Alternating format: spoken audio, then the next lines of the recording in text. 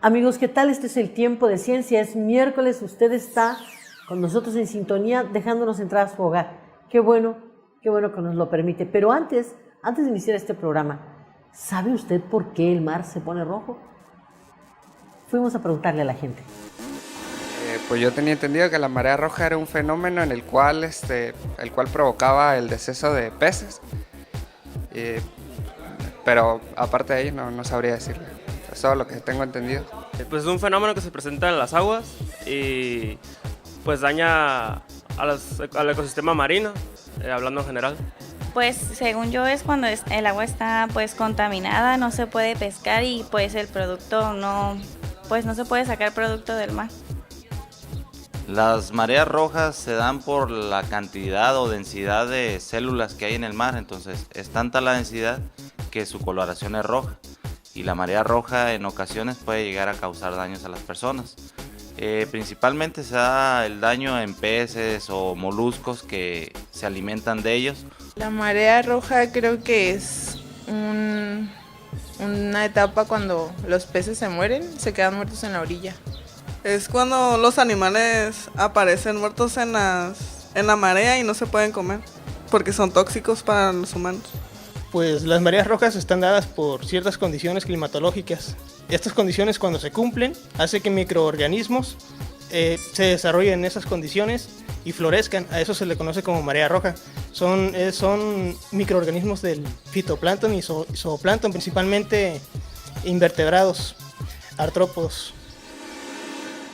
Ya de regreso, la pregunta entonces tratará de ser respondida en lo posible, un tema tan complejo. Y yo quiero agradecerle muchísimo este día a la maestra en Ciencias Angélica Herrera Sepúlveda. Muchísimas gracias por estar con nosotros. A ustedes por invitarme.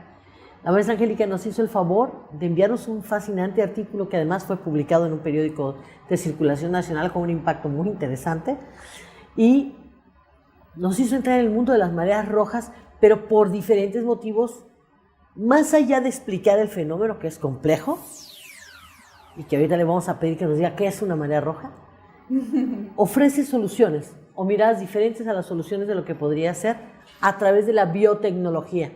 Sí. Es decir, ella viene a remediar parte del asunto. A ver, maestra, platíquenos, ¿qué es una marea roja? Pues como tal, marea roja es el término común que se utiliza para referirse cuando hay un cambio en la coloración de cuerpos de agua, porque también se dan en agua dulce como en áreas oceánicas. En este caso, una marea roja se produce por la proliferación o el aumento en la concentración de organismos microscópicos como son las microalgas. Y el decir rojo es porque es la más evidente, pero el cambio en la coloración por un evento puede ser también color ocre, café, amarillo, verdoso, pero como el más evidente es el rojo, que se dice que es como un rojo color jamaica, es el que se conoce comúnmente como marea roja. Ya. Maestra, ¿esto afecta a la vida humana? Sí, por supuesto. Por el consumo, es decir, son toxinas, ¿no? Nos falta un poco enfocar en este asunto. Por eso a veces a usted le decimos, no ponga cuidado, es tiempo y hay una especie como de veda ahí, ¿no? Exacto. No se puede comer productos del mar porque están infectados con estas toxinas que además pueden llegar a ser letales para el hombre, ¿no? ¿Qué se ha hecho para detectarlas? O sea, ¿cómo hay estadios previos a que se manifieste el color? Sí, por ejemplo, el mecanismo inmediato para poder controlar y establecer medidas de contingencia y de prevención es el monitoreo. Entonces, en un monitoreo lo que se hace es que de manera recurrente, un proceso bien establecido, se toman muestras puntuales en zonas que ya se han visto afectadas por estos fenómenos. Por ejemplo, es muy común en las granjas camaroneras que estén haciendo muestreos porque también se ven afectadas por estos organismos. Claro, invade el agua. Ajá, o por ejemplo, cuando hay los cultivos de mejillones o almejas, semillas, que están en jaulas, entonces para tratar de evitar que se pierda, hacen muestreos. En este se toma una muestra de agua, se fija con Lugol principalmente. Que es un reactivo químico que muy bien. Evita que se siga, pues prácticamente las mata. Entonces, bien. si las fija y se conserva la forma de estos organismos Las y se puede detiene. identificar. Bien. Todo esto es por microscopía.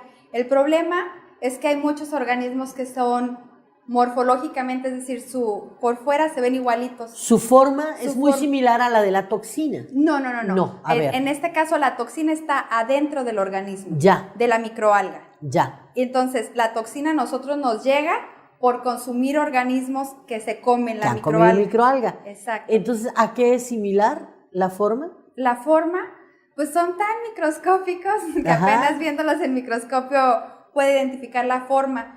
Yo en especial trabajo con unos que tienen como forma de lenteja o de gota, Ajá. pero hay unas estructuras muy bonitas, muy variadas, como estrellas, tienen picos, tienen espinas, tienen cuernos, unos no tienen nada, se dice que son desnudos, entonces es muy variada la morfología de estos organismos. Y Sí. el problema es, por ejemplo, que hay una línea muy pequeña en la diferencia morfológica entre especies que son tóxicas y que no son tóxicas. Es decir, es muy difícil distinguir entre una forma y otra para Sí. saber cuál es la que tiene la toxina, ¿no? Exacto, e incluso no se dice que hay especies que son productoras de toxinas, pero no todas las cepas, por ejemplo, aisladas decimos, de La Paz y de Mazatlán, aunque sea la misma especie, probablemente una de ellas no sea tóxica o pierda la capacidad Wow. de toxicidad. Dependiendo del ambiente en el que esté. En es algunas probable. ocasiones se puede favorecer, exacto. Bien, entonces, escuche usted, las toxinas, normalmente hay una alerta sanitaria que dice, oiga, no se meta, bla, bla, bla, y esto se hace por una detección a través de un monitoreo en microscopio. ¿Por qué decía la maestra que es complejo utilizar el microscopio? Porque son muy parecidas y no hay posibilidad mucho de hacer una distinción clara, ¿no? Sí, y Dijéramos. además, el problema es que no hay muchas personas que tengan ese entrenamiento Especializadas. Ajá, exacto, para poder distinguir esta sí y esta no. Y en realidad, el monitoreo aquí lo que se hace es cuando ya se ve que se están muriendo otros organismos. Por ejemplo, hay muerte de pelícanos, no sabemos qué los está matando. Vamos a muestrear y en ocasiones pues se ve el contenido de estómagos y ya se detectan las toxinas. Y por ahí se va haciendo como la cadenita de quién pudo haber sido... Por cadena trófica, ¿no? Es Sí. decir, quién se comió a ¿Quién quién, se comió a es quién? el que trae la neta, ¿no? Exacto, entonces por ahí va más o menos. Y el problema es que aquí en México no está bien establecido un programa de monitoreo. Si usted acaba de encender el televisor, está viendo Tiempo de Ciencia. Tenemos por invitada a la maestra Angélica Herrera y en el inicio de su trabajo afirma que todos nos hemos deleitado al observar el gran espectáculo que nos ofrece el mar, con sus tonalidades que van desde azul claro hasta el azul más intenso. Sin embargo, en algunas ocasiones la tonalidad del mar sufre un drástico cambio, pasando del típico color azul a rojo, amarillo, verde o marrón. Este cambio en la coloración de los cuerpos de agua generalmente es conocido como mareas rojas y se presenta por efecto de una elevada concentración de microalgas, de hasta 1 millón de células por litro. Quédese con nosotros ya que tenemos mucho más que darle a conocer de este importante tema. Ya. Entonces por ahí está el detalle. ¿Qué soluciones? ¿Cuál es la diferencia en este artículo también planteado no solo por usted, sino por el doctor Arturo Sierra Beltrán y la doctora Norma Hernández Saavedra? ¿Qué alternativas desde la biotecnología, algo que es harto complejo porque usted es ingeniera biotecnóloga? Sí. Entonces, aparte de tener todos los conocimientos de biología, nos plantea cómo manipular aparatos, formas, métodos reactivos para lograr detectar de mejor manera la marea. ¿Ese es Sí, el asunto? exacto. A ver. En nuestro grupo de investigación estamos partiendo de dos aproximaciones. La primera de ellas se dice que es como un método de tamizaje, es decir, se tomaron muestras a lo largo de la zona de Baja California Sur, nos la traen, entonces este método de tamizaje se basa en buscar de manera muy general si una muestra tiene o no una de las especies que ya han sido reportadas como tóxicas. Ya. Entonces, si nos llegan 500 muestras, las analizamos. Por ejemplo, es importante mencionar que un método molecular te puede analizar simultáneamente 96 muestras. Pero para hacer el análisis a nivel microscopio de 96 muestras, Ya. el tiempo es muy largo y en ocasiones se pierde información o ya es muy tarde. Para cuando revisaron la intervenir. muestra, ya se Claro. acabó el evento. o ya se generaron pérdidas. Entonces, esta primera aproximación es para poder discernir a cuál muestra le vamos a poner más atención. La muestra 1 da señal de que probablemente esté en especies tóxicas. Entonces, la siguiente aproximación es hacer una identificación más a detalle, más fina. ¿Qué tipo de toxina? ¿Qué tipo de especie es? De especie, perdón. Que puede producir la toxina. Bien. Entonces, y estos métodos se dice que son especie específicos. Y nuevamente también están basados en lo que son etiquetas genéticas. Es decir, un pedacito del genoma del organismo nos va a servir para identificarlo. Es decir, tiene esta etiqueta que es parecido a un código de barras. Y con ese lo encontramos, y si lo encontramos se puede inferir que es esa especie. Pero es muy importante hacer énfasis en que no puede reemplazar de manera tan tajante al método convencional, porque pues no hay nada que sea 100% efectivo. Entonces, lo que se hace es el método molecular ya nos dijo que sí puede ser este organismo, vamos a corroborarlo también con morfología. Es decir, ya se coteja. Exacto. Y se llega a una aproximación más precisa. Exacto. Es muy interesante lo que usted habla. Hablamos de genética, fíjese, en este ratito hablamos de genética, es decir, la información que viaja en las moléculas de un ser puede decirnos o no si fue invadido por toxina, ¿no? Exacto.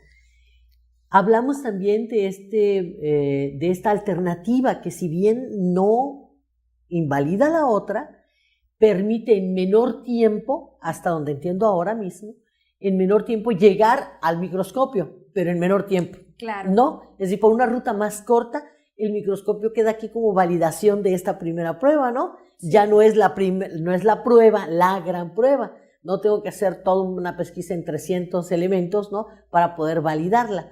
Y mire, es que el método científico es algo muy complejo. Y entre las complejidades están estos asuntos.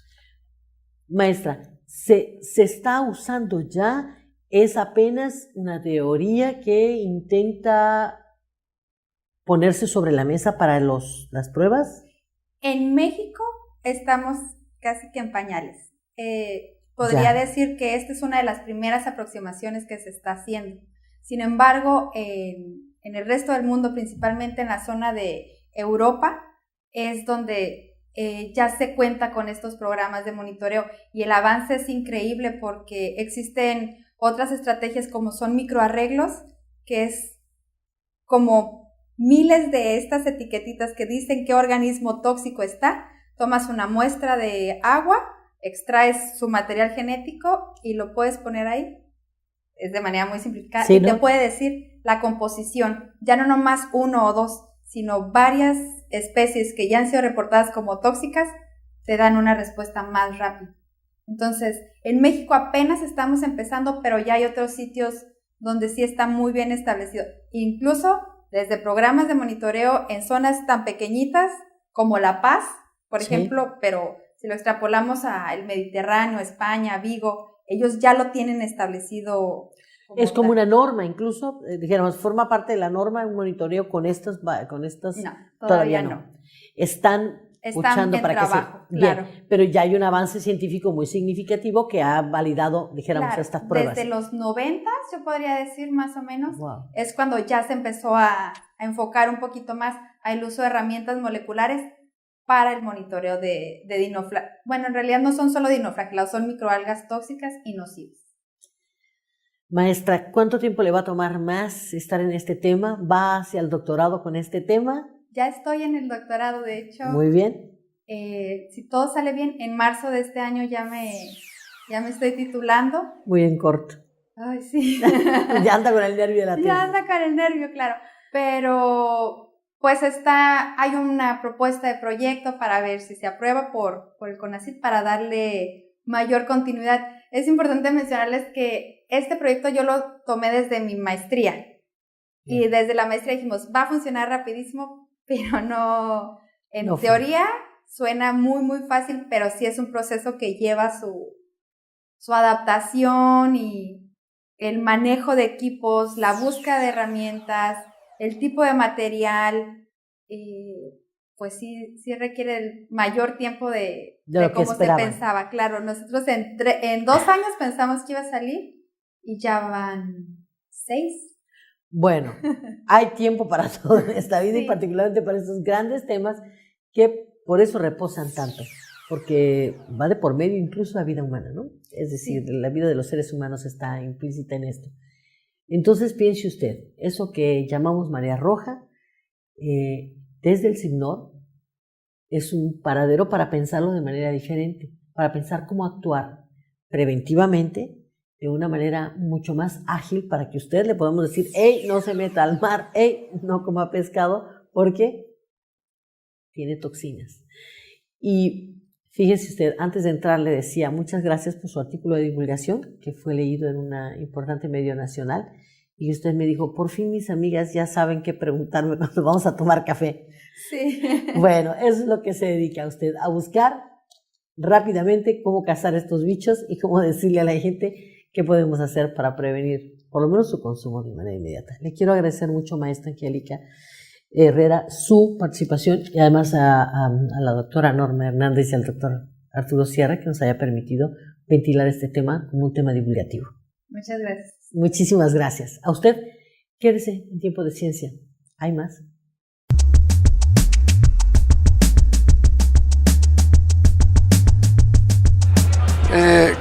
¿Qué es lo que están haciendo ustedes para poderle dar continuidad a ese tipo de plaga, le vamos a llamar así? A partir de los resultados que hemos estado obteniendo de las diversas investigaciones, principalmente de carácter epidemiológico, lo más relevante pues, ha sido el desarrollar una serie de instrumentos de prevención. Es decir, al no haber todavía medicamentos que controlen a esta enfermedad, pues lo que tienen que hacer los granjeros es tomar medidas de prevención para evitar que el virus entre a sus estanques, o al menos minimizar el riesgo de que el virus entre al estanque.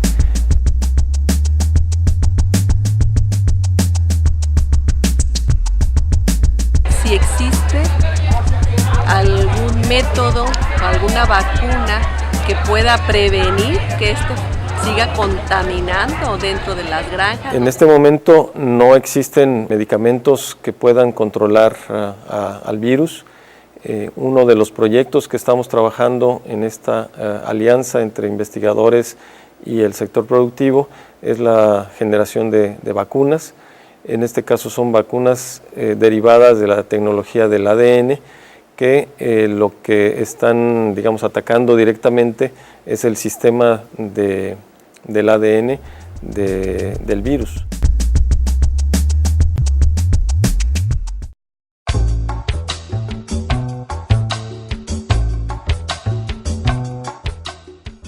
Berta Olivia Arredondo tiene por pasatiempo caminar en el malecón y ver atardeceres, ir de camping y ver amaneceres, snorkelear, le encanta leer, ir al cine y disfruta mucho escalar cerros y montañas.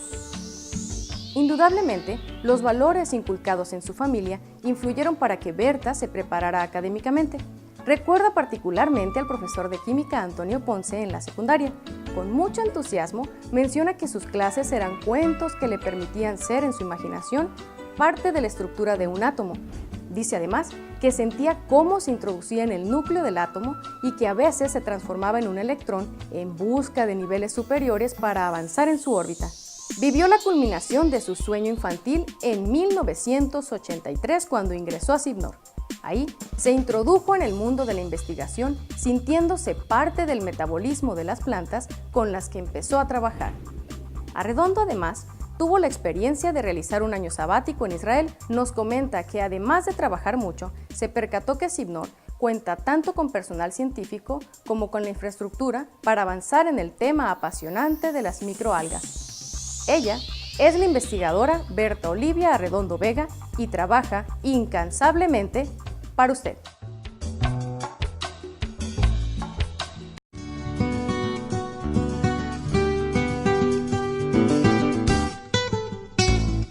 La pulpa de la guayaba es pobre en proteínas, grasas e hidratos de carbono, pero se destaca por su contenido de vitamina C, carotenoides y fibra vegetal. Además, esta fruta contiene cantidades significativas de vitamina B, vitamina E, así como hierro, calcio, fósforo y magnesio. Dentro de las aplicaciones medicinales de la guayaba encontramos que contribuye a disminuir la presión arterial, así como el nivel de colesterol. Este efecto se realiza gracias a su riqueza en fibra de tipo soluble que ayuda al intestino en su función cotidiana. Además, la guayaba es una fruta ideal para mantener las arterias saludables, ya que su consumo nos previene contra la arteriosclerosis. Un dato interesante es que neutraliza los efectos provocados por la nicotina. Al ser rica en vitamina C, para aquellos que viven una desintoxicación del tabaco es muy importante su consumo. 2 o 3 guayabas al día son recomendables si usted está dejando de fumar.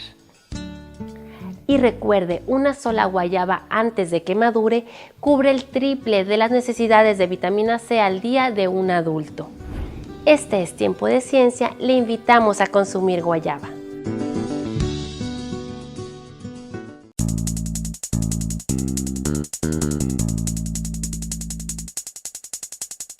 ¿Sabe usted qué son los rotíferos? Nuestro agente dedicado a la divulgación científica se ha adentrado en las instalaciones del Centro de Investigaciones Biológicas del Noroeste y trae para usted el fascinante mundo de los seres diminutos. Los rotíferos son animales acuáticos de tamaño microscópico que miden entre 200 y 500 micrómetros de largo. Por su reducido tamaño, son muy adecuados para alimentar a peces extremadamente diminutos, principalmente larvas recién concebidas. Los rotíferos viven en ambientes de agua dulce, tierra húmeda y ocasionalmente en aguas salobres. El nombre de rotíferos significa portador de ruedas. Este hace referencia a la corona de cilios alrededor de su boca que cuando giran baten y hacen un rápido movimiento similar al de una rueda. Este sistema sirve para transportarse y capturar su alimento, que consiste en materiales muertos, descomposición de orgánicos, así como algas unicelulares y fitoplancton. ¿Qué le pareció? Fascinante, ¿verdad? Fascinante, ¿verdad?